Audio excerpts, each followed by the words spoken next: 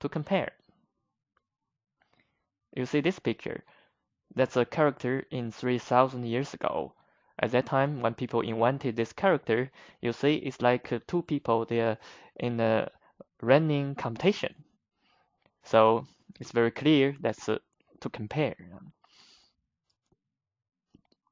Here's the very useful structure: A, B, B, and adjective. Kind of we are saying A comparing with B, then the result. The result is adjective. Could be tall or expensive or better, this kind of thing.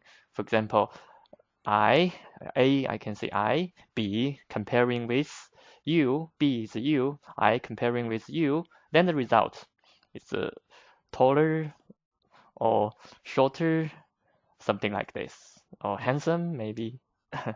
Okay, let's see the example. A, B, B, and adjective. 我比他高.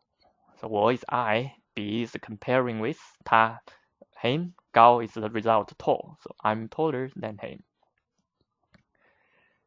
This one, 我比他高一点.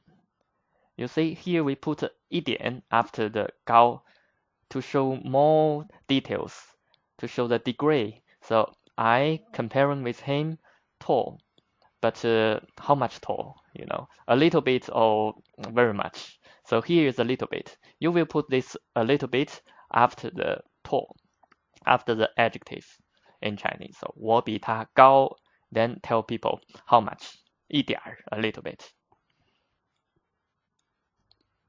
Next one, 我比他高很多. That's what I said. If much taller, how do you say? You just put 很多. We learned 很多 means a lot. So 我比他高很多. First you tell people the results. I'm taller than him. Then you say a lot, like this. 我比他高很多. Okay. Next one. Please thinking. How do you say I'm 1 centimeter taller than him? Remember, you have to say I comparing with him, then taller first. Then you put more information. Okay, then you put 1 centimeter. That's it. 我比他高1厘米.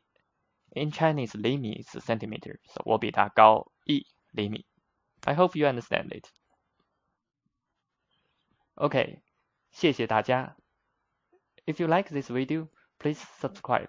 And you can find more useful information and more videos in the description box. Thank you for watching. See you next time. 再见.